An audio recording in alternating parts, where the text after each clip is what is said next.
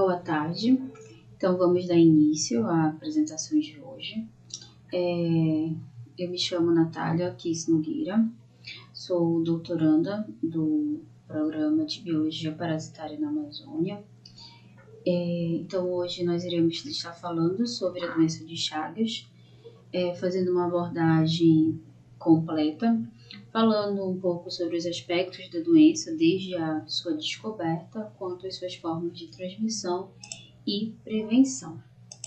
Então, dando início, falando um pouco sobre o pesquisador principal da doença de Chagas, nós temos o pesquisador Carlos Chagas, que teve uma contribuição de suma importância para a medicina ao descobrir a doença de Chagas. Então, ele foi o único pesquisador a descrever todos os aspectos dessa enfermidade, desde a sua etiologia até a profilaxia. Então, Carlos Chagas, fazendo um apanhado geral de uma forma histórica. Então, Carlos Chagas nasce em 1878, nasce em Oliveira, Minas Gerais, Brasil, e em 1907 ele dá início à pesquisa sobre a doença de Chagas.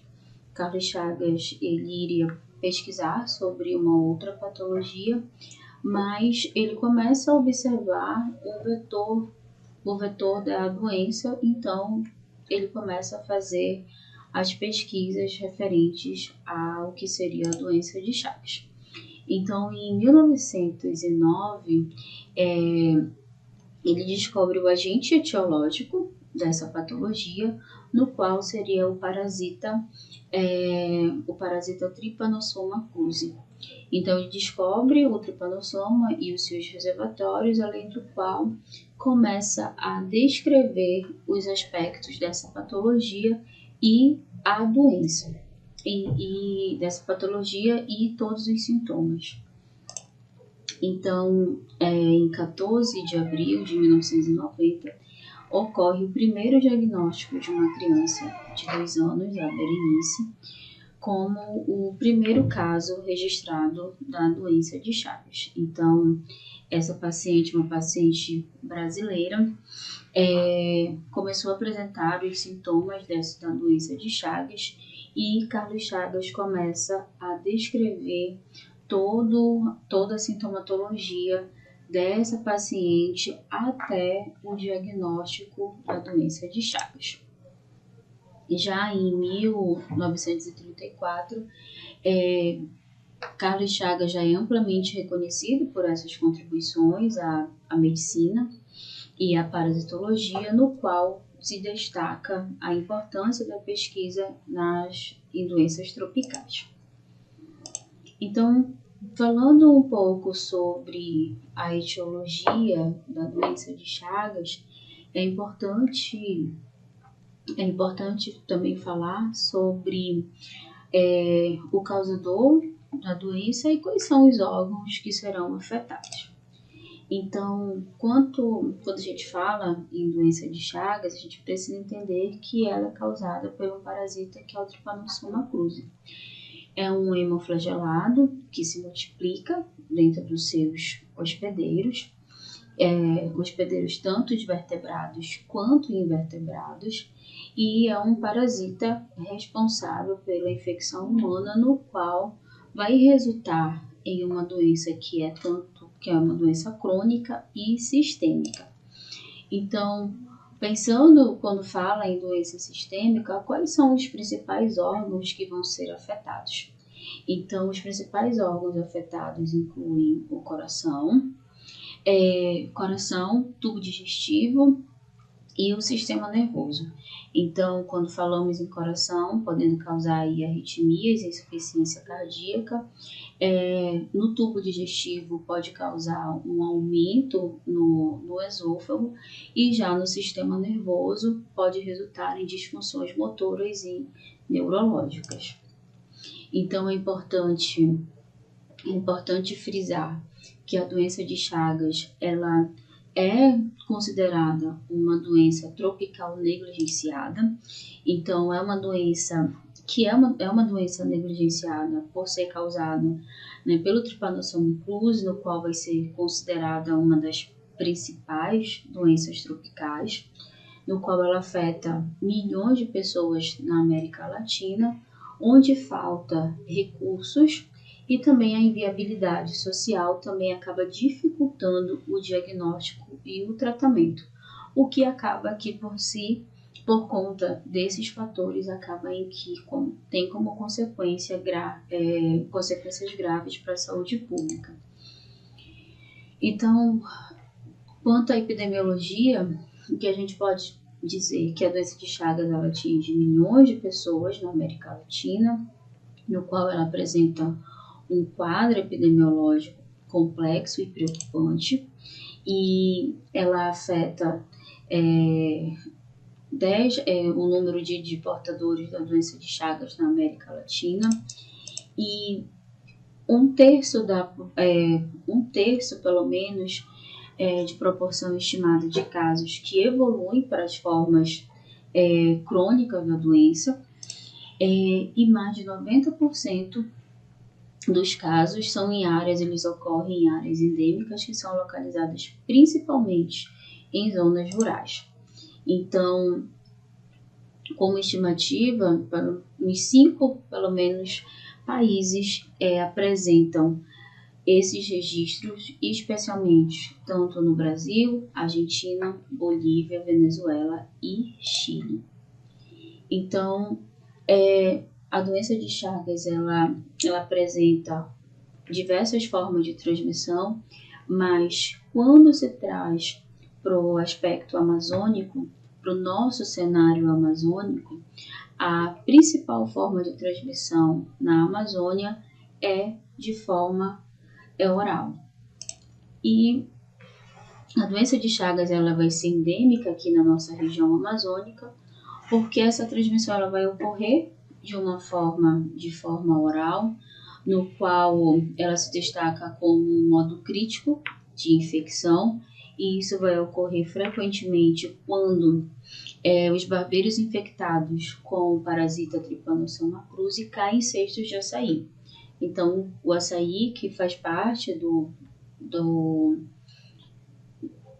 uma das nossas principais formas de alimento, então, esse açaí, se não ocorrer um processo de higienização de forma correta, então pode ocorrer a infecção através da ingestão do açaí, quando não se passa pelo processo de higienização correta. Então, quando esses Trypanossomas cruzi caem nesses cestos de açaí, posteriormente eles vão ser esmagados junto com os frutos durante o preparo para o consumo do açaí. Outras formas de transmissão também que podemos citar, elas podem ocorrer de diferentes formas de transmissão da doença de Chagas, e que é importante também a gente conversar quanto a esse controle e prevenção da doença. Então, uma outra forma de transmissão é a forma vetorial, no qual ela é realizada principalmente através das fezes do barbeiro, que se alimenta, que vai se alimentar desse sangue. A outra forma de transmissão é a forma oral, quando ocorre através desses alimentos contaminados, que é o caso quando ocorre com o nosso fruto, como o açaí, e são consumidos após o contato com o barbeiro infectado. Outra forma também de transmissão é a transmissão transfusional. Ocorre quando esse sangue contaminado pelo Trypanosoma cruzi ele é transfundido a um outro paciente. Também pode ocorrer a transmissão transplacentária, que a gente pode também chamar de transmissão vertical, que pode ocorrer de mãe para o filho durante a gestação, resultando em uma infecção congênita. e também quanto ao contato sexual. Embora menos comum, a transmissão ela pode ocorrer através de relações sexuais desprotegidas entre pessoas infectadas. E também a transmissão de órgãos, através da transmissão quando um órgão de um doador infectado são transplantados. Quanto ao ciclo evolutivo do Trypanosoma cruzi, então é importante entender o ciclo de vida desse agente etiológico. A primeira fase do Trypanosoma cruzi é a alimentação e a detecção do barbeiro. Então, esse barbeiro ele se alimenta do sangue do hospedeiro e defeca ao mesmo tempo, liberando tripomartigotas metacíclicos. Já na segunda fase é a fase da penetração no hospedeiro. Então, a forma tripomartigotas metacíclicos penetram no hospedeiro através da pele lesionada ou então das mucosas. E a terceira fase é a transformação em amastigota. Então, após a invasão, os tripanossomas se transformam em amastigotas já dentro da célula do hospedeiro. E a quarta fase já é quando ocorre a multiplicação e liberação de tripomastigotas. Então, os amastigotas eles vão se multiplicar e se transformam em tripomastigotas sanguíneos que rompem as células desses hospedeiros e entram então na corrente sanguínea. Já quanto a manifestações clínicas da doença de Chagas, então ela pode se dar de forma aguda, no qual pode apresentar sintomas variados. A forma crônica ela vai se dar referente aos sintomas cardíacos. A forma digestiva vai ser esse aumento aí do esôfago. A forma nervosa vai apresentar manifestações clínicas na disfunção motora, e a forma crônica indeterminada ela já vai ser sem esses sintomas. Então, quanto à classificação da doença, então ela pode ser uma doença crônica do coração. Então, a doença de Chagas, ela pode apresentar essa forma crônica e que afeta principalmente o coração, no qual pode levar a essas complicações, como arritmias, a insuficiência cardíaca e até a morte súbita desse paciente infectado. E ela é caracterizada por sérios danos à musculatura cardíaca, o que pode resultar em sintomas como palpitação e dor pré-cordial, que podem durar anos após a infecção inicial.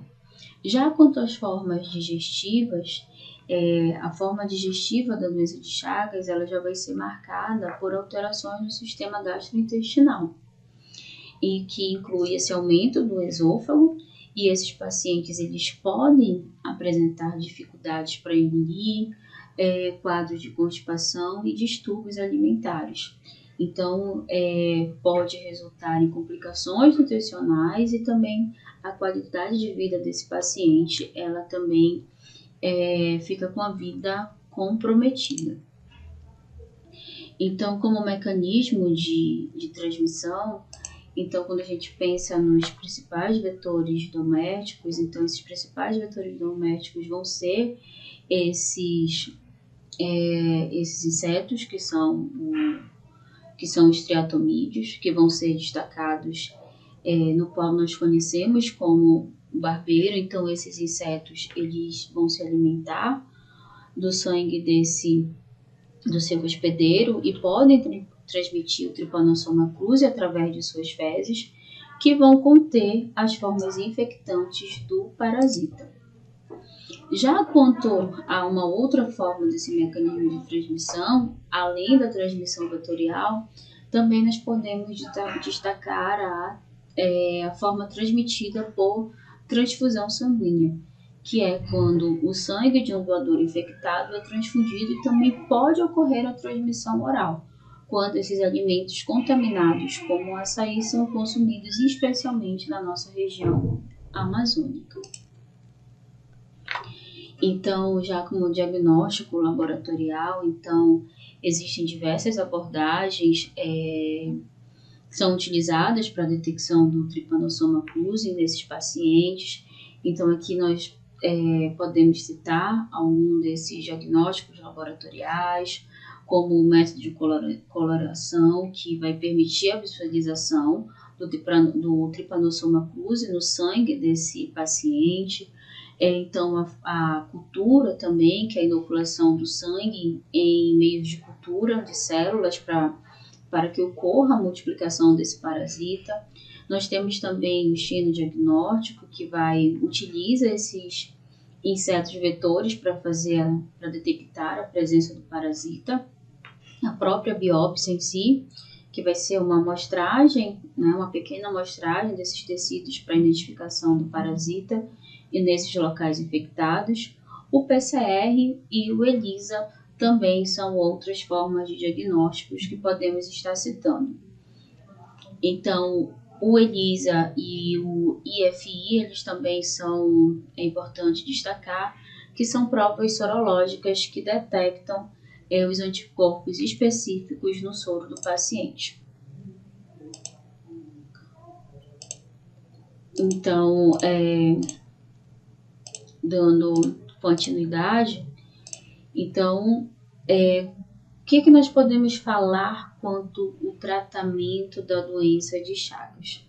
Então, como tratamento específico, o tratamento específico é fundamental na fase aguda e envolve o uso de medicamentos como o besonidazol, que vão atuar diretamente no Trypanosoma cruzi, no qual vai fazer a eliminação desse parasita do organismo. Já como tratamento inespecífico, ele é importante para aliviar os sintomas e apresentar a melhora da qualidade de vida desses pacientes. E aí inclui como medidas como repouso, o uso de antitérmicos para o controle da febre, o monitoramento e o controle dessas arritmias, além de dietas adaptadas também para esses pacientes. Então, quanto profilaxia e prevenção, então é importante o cuidado no consumo desses alimentos, a melhora das moradias, o combate aos triatomínios, o controle no banco de sangue e especialmente a biossegurança em laboratórios.